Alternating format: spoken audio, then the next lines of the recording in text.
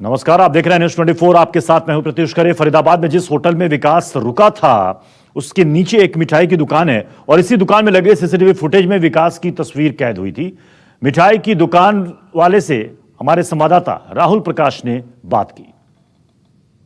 जिस कुख्यात गैंगस्टर विकास दुबे की तलाश में ओयो होटल में छापेमारी की, जहां उसके 2 एसोसिएट्स पकड़े गए, मैं उसी ओयो होटल के नीचे मौजूद हूं। मैं एक तस्वीर के माध्यम से ये दिखाने की कोशिश कर रहा हूं कि विकास दुबे जिस तरीके से इसी सीढ़ी के ऊपर खड़ा था, यानी अगर आप ये देखें फ़ोटो में तो यहाँ खड़ा है, यानी वो इस जगह खड़ा है जो साफ़ हुआ है, यानी फुटेज जो सामने आई है। दूसरी तरफ जो सीसीटीवी जारी किया गया है, जो सामने आया है, वो इस होटल के इस कैमरे का है। यानी अगर मैं आपको दिखाने की कोशिश करूं, यहाँ पर ये सीसीटीवी यहाँ पर दिखाई दे रहे हैं, जहाँ एक नीचे की तरफ दिखाई दे रहा है, दूसरी तरफ इस ये जो बीकानेर जिस तरीके से बताया जा रहा है कि ये एक मिष्ठान भंडार है, इस फुटेज में यहाँ से ऑटो पकड़ते हुए दिख रहा है विकास दुबे। ये तस्वीर इसलिए भी ज़रूरी है क्योंकि जिस तरीके से एसटीएफ की छापेमारी हुई, जो एसोसिएट पकड़े गए, उसके बाद विकास दुबे की धरपकड़ तेज़ी से पूरे राज्यों में 50 से ज़्यादा टीमें काम कर रही है। और ये मिठाई की दुकान है जिस फुटेज में यहाँ से ऑटो में बैठा हुआ दिख रहा है, जो वीडियो सामने आया है। ये मिठाई की दुकान रोज़ाना खुलती है और यहाँ पे भी सीसीटीवी है। अब हालांकि ये साफ़ नहीं है कि वो अंदर आया कि नहीं आया, लेकिन इसी सीसीटीवी के ज़रिए उसकी तस्वीर दिखाई दी। भाई साहब, आप यहीं काम करते हैं, तो आपने देखा फुटेज उसकी? दिखाई दिया इसमें कुछ उसको? और कौन रहता है आपके यहाँ पे? रोज़ खुलती है दुकान ये? और कौन है मालिक? कहाँ है आपके मालिक? बाजार गए। अच्छा, तो ये फुटेज पुलिस कब लेकर गई? पुलिस ने कब ली फुटेज? सीसीटीवी जो दिखा ना, वो मैं कल इधर नहीं था, भैया था मेरे बड़े। अच्छा, तो ये रोज़ाना कितने बजे तक खुलती है दुकान? रोज दिन 7 बजे खुलता है। शाम तक बंद कितने बजे होती है? 9 बजे शाम को। ये वही मिठाई की दुकान है। हालांकि जिस तरीके के फुटेज सामने आई थी, उस फुटेज में जो वीडियो सामने आया है वो इसी के बाहर का है, जहाँ से वो ऑटो में बैठे दिख रहा है। और यहाँ पे ये ढाबे भी हैं और यहाँ भीड़ भाड़ भी है। जिस तरीके से पूरी कहा जा सकता है कि ओयो होटल है, जो जहाँ रूम लिया गया था, लेकिन वो आया था और यहाँ से ही ऑटो में बैठते हुए, जैसे ये ऑटो खड़ा है आप देखें, यहाँ पे ही वो फुटेज सामने आई है, लेकिन उसके बाद पुलिस के हाथ वो नहीं आया, उसके साथ ही आया। ये काफ़ी हैरान कर रही है तस्वीर इसलिए भी कि वो दिल्ली एनसीआर में सरेंडर करने की कोशिश करने के लिए यहाँ पहुँचा था, या कोई और अटकलें हैं कि वो अब दिल्ली के बाहर कहीं बॉर्डर एरिया पे है, कहीं राजस्थान ना चला गया हो। तमाम टीमें काम कर रही हैं। हालांकि उसे खुद का डर है कि या तो उसे मार दिया जाएगा, नहीं तो वो जिस तरीके से भागने की कोशिश कर रहा है, सरेंडर करने की कोशिश कर रहा था, ये तस्वीर अब सामने आई है। यानी कोशिशें लगातार पुलिस कर रही है और वो भी लगातार भागने की कोशिश कर रहा है। लेकिन ये ज़रूर है कि पुलिस लगातार उसके साथियों को पकड़ रही है। इससे पहले उसके दाएं हाथ, जिस तरीके से कहा जा सकता है, उसके खास एक साथी का एनकाउंटर किया गया, उसके बाद यहाँ पे भी पुलिस पहुँची। यानी तस्वीर, कोशिश यही है, तस्वीर में दिख रहा है कि अब पुलिस लगातार उन जगहों तक पहुंच रही है जहां जहां उसके संपर्क हो सकते हैं। कैमरा पर्सन जहांगीर के साथ राहुल प्रकाश, 24, दिल्ली। फरीदाबाद के इंदिरा नगर कॉम्प्लेक्स में गैंगस्टर विकास छिपा हुआ था। इंदिरा नगर कॉम्प्लेक्स से संवाददाता पवन मिश्रा की रिपोर्ट। तस्वीर आपको हम दिखाते हैं जहां से श्रवण प्रभात और अंकुर को पुलिस ने गिरफ्तार किया। देखिए, शांति मिश्रा, मकान number 38, sector 87, new Indira complex, Faridabad. और इसी मकान से इस तीनों को उठाया गया है। जो हथियार बरामद हुए हैं, उसी हथियार से विकास ने पुलिस पर ताबड़तोड़ फायरिंग किया था और 2 जो 9mm पिस्टल बरामद किया हुआ है, वो उस साथ में भी वो बरामद हुआ। यानी पूरे इलाके की आपको हम तस्वीर दिखाते हैं। ये इस गली जो है, गली सेक्टर 87 का जो इंदिरा कॉम्प्लेक्स ये है और सामने वो मकान है। यानी सोसाइटी से ये मकान जो है पूरा घिरा हुआ है और यहीं पर आकर के छुपा हुआ था। जब पुलिस की टीम यहाँ पर 30 की संख्या में पहुंचती है तो फायरिंग शुरू होती है, फायरिंग किया जाता है, जिसके बाद धर-दब होता जाता है। लेकिन पुलिस को चकमा देकर एक बार फिर से विकास फरार होने में कामयाब हो जाता है। अंकुर जो है अपनी छवि, साफ सुथरी छवि बनाकर रखा हुआ है। लोग उस बच्चे उसे अंकल कह के पुकारते हैं, तो बुजुर्ग उसे बेटा कह के बुलाते हैं। जो जरूरतमंद लोग हैं उससे पैसे भी दिया करता था, बच्चों को टॉफी भी बांटा करता था। यानी इलाके के कई ऐसे लोगों से हमने मुलाकात की, पड़ोसियों से हमने पूछताछ किया। उनका यही कहना था कि उन्हें यकीन नहीं हो रहा है कि इतने बड़े गैंगस्टर का वो साथी रहा है और विकास खुद यहाँ पर आकर के ठहरा। लेकिन चौंकाने वाली बातें हैं कि वो इलाके से बहुत ही आराम से फरार हो गया।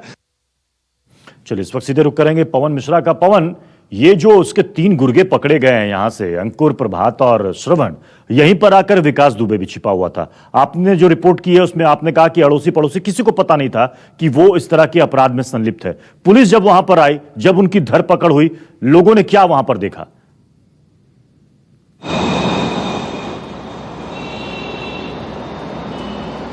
बिल्कुल, लोगों का ये कहना था कि जो पड़ोसी थे, जो चश्मदीद थे, जो इस वक्त मौजूद थे, उनका ये कहना था कि 30 से 40 की संख्या में पुलिस मौके पर आती है और जब पुलिस आती है चारों तरफ से मकान को घेर लिया जाता है। अब यहाँ पर ये सवाल आप देखिए प्रत्युष, की पुलिस आती है, मौके पर आती है, मकान को चारों तरफ से घेर लिया जाता है, तादाद 40 और कॉलोनी के लोग भी वहां मौजूद है। तो पुलिस की जो ये थ्योरी है हमें भी समझ में नहीं आएगी। पुलिस का ये कहना है कि उधर से फायरिंग किया जाता है, फिर पुलिस फायरिंग करती है, तब दबोचा जाता है। जब 40 की संख्या में पुलिस वाले थे, इतना बड़ा इलाका था, कोई रात का कोई घना कोहरा या घना कोई आबाद काली रात ऐसी भी नहीं थी, फिर कैसे विकास वहां से फरार होता है? तो कहीं ना कहीं ऐसा जरूर है कि अभी भी कोई ना कोई पुलिस महकमे में मुखबिर जरूर है विकास दुबे का, जो इस बात की इत्तला पहले दे रहा है। जैसा कि आप देखिए कि विकास दुबे होटल में पहुंचता है, उसके बाद 2 घंटे बाद पुलिस वहां पहुंचती है। तो ये लिंक और ये तार कहां कहां टूट रहे हैं और कहां कहां जुड़ेंगे और विकास दुबे के तार कहां कहां जुड़े हुए हैं,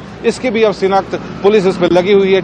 टेक्निकल टीम को अब इसमें लगाया गया है कि आखिर आप सोचिए, कानपुर में ये हत्या करता है और कानपुर से सीधा फरीदाबाद, रास्ते में कितने टोल नाके, पुलिस चौकी, थाने पड़े होंगे। तो पुलिस पर सवाल जरूर इस पर उठता है कि आखिरकार पुलिस कर क्या रही है।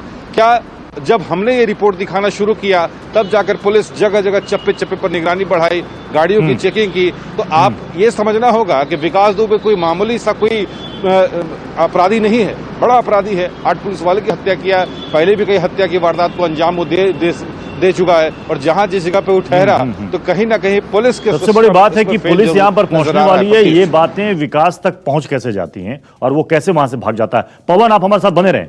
एडीजी प्रशांत कुमार ने कहा है कि फरीदाबाद पुलिस ने भी विकास दुबे के 3 साथियों को फरीदाबाद से पकड़ा है, जिसकी रिपोर्ट अभी पवन मिश्रा ने बताई। पुलिस ने प्रभात, अंकुर और उसके पिता श्रवण को गिरफ्तार किया है। सुनिए क्या कहा था एडीजी। हरियाणा में के थाना खेरी पुल में मुठभेड़ के दौरान हरियाणा पुलिस ने 3 लोगों को गिरफ्तार किया है। इनका नाम क्रमशः कार्तिकेय उर्फ प्रभात, निवासी ग्राम बिकरू,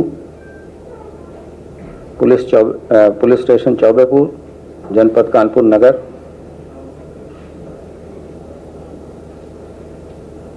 दूसरा अंकुर पुत्र श्रवण कुमार, निवासी ग्राम कापूपुर, पुलिस स्टेशन शिवराजपुर, जनपद कानपुर नगर।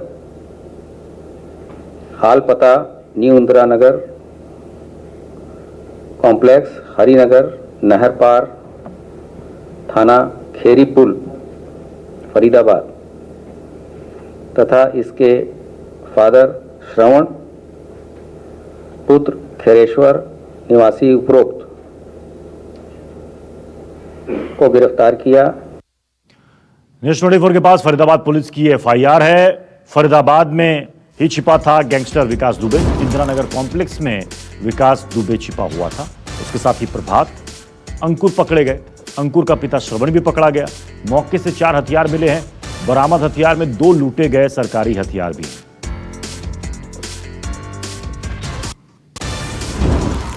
पवन मिश्रा हमारे साथ सीधे फरीदाबाद से जुड़ रहे हैं। पवन, इनके पास से जो हथियार बरामद हुए हैं उनमें क्या वही हथियार है कि जो कानपुर से लूटे गए थे उस कांड के बाद?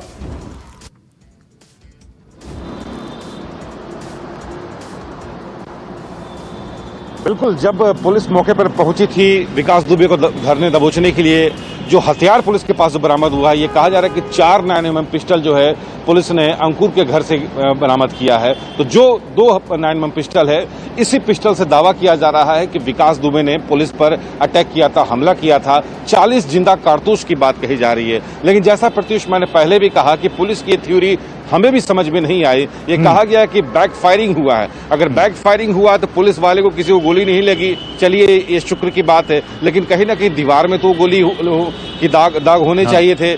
कोई ना कोई चश्मदीद हमें जरूर मिलना चाहिए था। लोगों का यही कहना कि 40 की तादाद में पुलिस वाले की संख्या थी। इंस्पेक्टर लेवल के अधिकारी जो है उसे लीड कर रहे थे। लीड करने के बाद आए और घेराबंदी किया, तब तक विकास दुबे फरार हो चुका था। तो ये कहीं ना कहीं सवाल पुलिस पर, यानी कि लोग कह रहे हैं कि वहां पर फायरिंग जैसी कोई चीज नहीं हुई। विकास दुबे पुलिस कह रही है कि इनको फायरिंग के दौरान पकड़ा गया। कौन है ये टेक्निकल सर्विसेज से?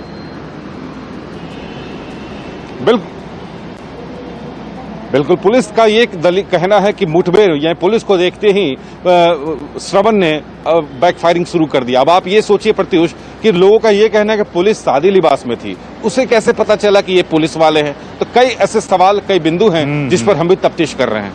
नमस्कार, मैं हूं मानक गुप्ता। अगर आपको हमारा ये वीडियो पसंद आया हो तो इसे लाइक और शेयर जरूर करें, और हाँ, हमें सब्सक्राइब और फॉलो करना ना भूलें ताकि आप देश और दुनिया की कोई खबर मिस ना करें। तो जुड़े रहिए हमारे साथ और देखते रहिए News 24।